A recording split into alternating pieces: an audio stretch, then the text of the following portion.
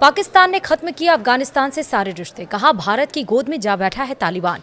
हम आपको बताएंगे इस वीडियो में विस्तार से। नमस्कार, आप देख रहे हैं न्यूज़ 18 का डिजिटल प्लेटफॉर्म। मैं हूं आपके साथ श्रुति श्रीवास्तव। पाकिस्तान के रक्षा मंत्री ख्वाजा आसिफ ने भारत पर पाक अफगान तनाव भड़काने का आरोप लगाया है। साथ ही उन्होंने अफगानिस्तान से संबंध तोड़ने और सभी अफगान नागरिकों को पाकिस्तान छोड़ने का आदेश दिया। ख्वाजा आसिफ ने कहा, काबुल के वो शासक जो अब भारत की गोद में बैठे पाकिस्तान के खिलाफ साजिश रच रहे हैं, कभी हमारे संरक्षण में हमारे ही देश में छिपे रहते थे। हम आपको इसके बारे में विस्तार से चलिए बताते हैं।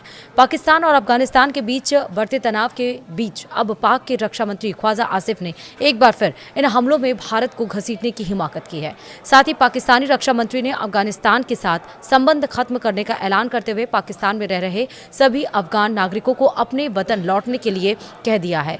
उनके ये बयान 48 घंटे के युद्ध विराम की समय सीमा शाम 6 बजे खत्म होने के बाद आए। हालांकि मीडिया रिपोर्ट्स के अनुसार दोनों पक्षों के प्रतिनिधियों की कतर में बैठक तय होने के चलते संघर्ष विराम को बढ़ा दिया गया है ताकि वर्तमान तनाव का समाधान निकाला जा सके। आसिफ ने सोशल साइट एक्स पर लिखा कि अब कोई विरोध पत्र या शांति की अपील नहीं होगी, कोई प्रतिनिधिमंडल काबुल नहीं जाएगा। जहां भी आतंकवाद का स्रोत होगा उसे इसकी भारी कीमत चुकानी पड़ेगी।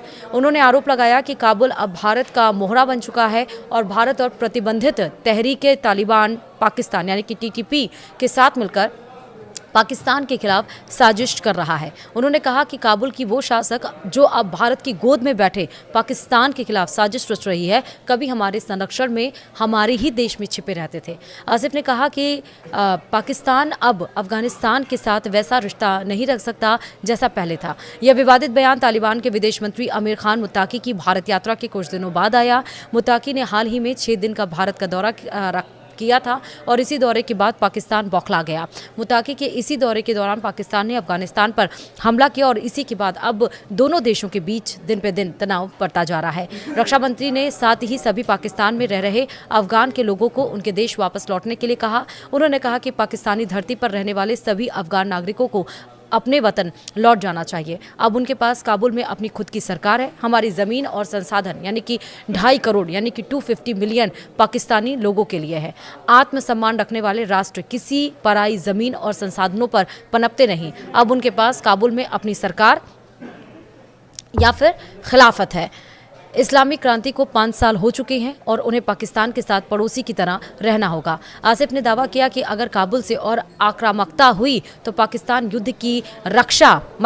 पाकिस्तान खुद की रक्षा करने के लिए तैयार और सक्षम है और कहा कि 5 सालों की हमारी कोशिशों और बलिदानों के बावजूद काबुल से कोई सकारात्मक प्रतिक्रिया नहीं मिली। उन्होंने ये भी कहा कि पाकिस्तान ने अफगान पक्ष को 836 विरोध पत्र और अतिरिक्त 13 डेमो से जारी किए हैं और इसी बीच अफगानिस्तान ने आरोप लगाया कि पाकिस्तान ने बीते शुक्रवार देर रात अफगानिस्तान के अंदर हवाई हमले किए जिसमें कम से कम 8 लोगों की मौत हो गई है और वो संघर्ष विराम टूट गया है जिसने सीमा पर 2 दिनों की शांति स्थापित की थी। अफगानिस्तान क्रिकेट बोर्ड ने यह भी बताया कि हमले में 3 खिलाड़ी मारे गए हैं जो कि अब आंकड़ा ये 9 हो गया है। और जो उस इलाके में एक टूर्नामेंट के लिए मौजूद थे। इस वीडियो में इतना ही। नमस्कार।